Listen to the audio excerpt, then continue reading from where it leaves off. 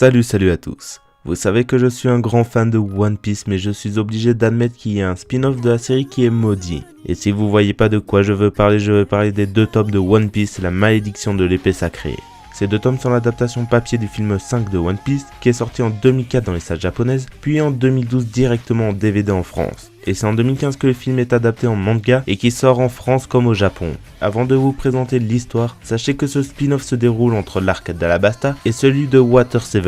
Alors que Luffy et sa bande font une halte dans une ville portuaire de l'île d'Azuka, Zoro disparaît. Alors que le reste de l'équipage part à sa recherche, le groupe se sépare et Sanji suit Maya, une fille originaire de l'île qui a aperçu Zoro aux abords de son village. Mais ce qui était étrange, c'est qu'il était accompagné par un soldat de la marine. Que se passe-t-il sur cette île? Que fait Zoro accompagné de la marine? Et quel secret cette île cache-t-elle? Ah là là, ce spin-off.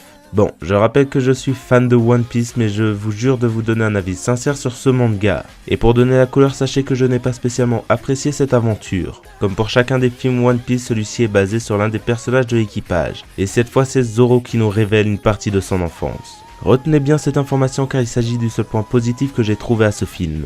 Déjà, comment ne pas commencer par les dessins qui ne sont clairement pas faits par Oda. Après, je sais qu'il est compliqué de comparer les dessins de la série initiale et de ce spin-off, car pour cette adaptation du film, nous avons eu le droit à des dessins en couleur. Et sans vouloir être méchant avec les gens qui ont adapté le film en manga, comment vous avez fait? Avouez que vous avez pris des captures d'écran du film et que vous vous êtes dit que ça passera pour la version papier. Car pour avoir aussi lu la version papier du film Strong World sorti 3 ans avant, on voyait que les dessins ont été retravaillés, mais là on a juste l'impression d'avoir des captures d'écran du film. Après, pour être quand même gentil avec les personnes qui ont réalisé les dessins, je reconnais que les jeux de lumière sont très bien faits et que les 2 tomes sont très colorés, mais cela n'empêche que je n'aime vraiment pas ces dessins. Sinon, ce qui concerne l'histoire, c'est du One Piece, c'est du shonen, donc rien de vraiment innovateur. Mais je suis obligé de reconnaître qu'elle est plutôt cool. Elle s'intègre plutôt bien dans l'univers de la série et elle nous permet de découvrir une partie de l'enfance d'un des personnages, donc c'est plutôt plaisant à découvrir. Après, je ne peux pas critiquer l'histoire car il s'agit d'un film à la base, donc il faut que l'histoire soit condensée de façon qu'elle dure une bonne heure. Alors qu'un arc de l'anime, si vous prenez l'ensemble des épisodes, vous en avez bien pour 4 ou 5 heures. Sinon, pour parler des personnages exclusifs au film,